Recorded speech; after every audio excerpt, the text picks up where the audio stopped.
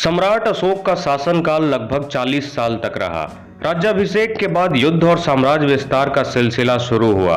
क्रूर अशोक और चंड अशोक जैसे नामों से लोग जानने लगे, मगर कलिंग की एक घटना ने अशोक को झकझोर कर रख दिया और आगे के 30-31 साल बतौर सम्राट उन्होंने धर्म, नैतिकता, अनुशासन और प्रेम के पथ पे ही बिताया और इसी से प्रभावित होकर इतिहास ने उन्हें अमर कर दिया।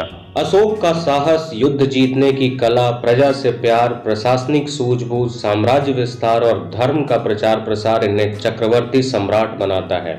चक्रवर्ती सम्राट यानी कि सम्राटों के सम्राट। इतिहास लिखने वालों ने मुगल साम्राज्य की शासन व्यवस्था का तो विस्तार वर्णन किया, मगर अशोक को बेहद कम स्थान दिया। अशोक ने अखंड भारत पर राज किया। इनका साम्राज्य आज का संपूर्ण भारत, पाकिस्तान, अफगानिस्तान, नेपाल, बांग्लादेश, भूटान, म्यांमार के अधिकांश क्षेत्र पे था। अभी से लगभग 2300 साल पहले, लगभग 270 ईसा पूर्व, इन्होंने मौर्य साम्राज्य के तीसरे शासक के तौर पर राज्यभार संभाला। चंद्रगुप्त मौर्य के पौत्र और सम्राट बिंदुसार के पुत्र अशोक ने सिंहासन पर बैठते ही पूर्व और पश्चिम दोनों दिशाओं में अपना साम्राज्य फैलाना शुरू किया और आधुनिक असम से ईरान की सीमा तक विस्तार महज 8 साल में ही कर लिया। मगर इनके राज्यभार के 8वें वर्ष में लड़ा गया एक युद्ध इनके जीवन को एक अलग दिशा देगा, ये किसी ने नहीं सोचा था।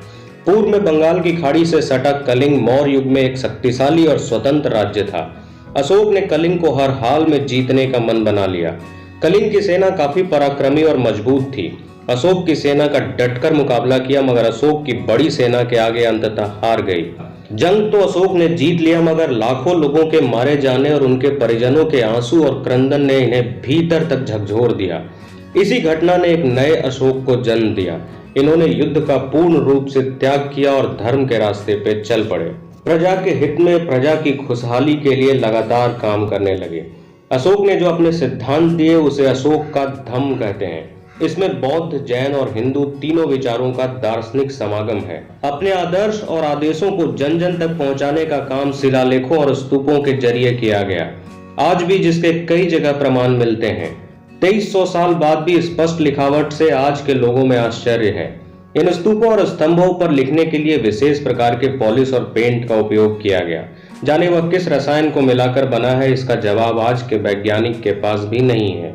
साम्राज्य में राजधानी पाटलिपुत्र, आज का पटना, उज्जैन और तक्षशिला जैसे प्रमुख नगर थे। राज्याभिषेक के 10वें साल में अशोक ने बोध गया की यात्रा की। 12वें वर्ष में निगाली सागर गए और कोनगमन बुद्ध के स्तूप के आकार को दुगना किया। सभाएं की और एकता और अनुशासन लाने का सफल प्रयास किया गया। सम्राट अशोक ने सारनाथ, इलाहाबाद, वैशाली, दिल्ली और सांची में भी स्तंभों का निर्माण कराया है। इनमें सबसे खास है सारनाथ का अशोक स्तंभ।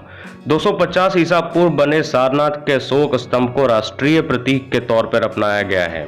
अशोक स्तंभ में शेर का विशेष महत्व है। बौद्ध धर्म में शेर को बुद्ध का प्रतीक माना जाता है। हमारे राष्ट्रीय झंडे का चक्र भी सम्राट अशोक की देन है। Thank you for watching and stay tuned.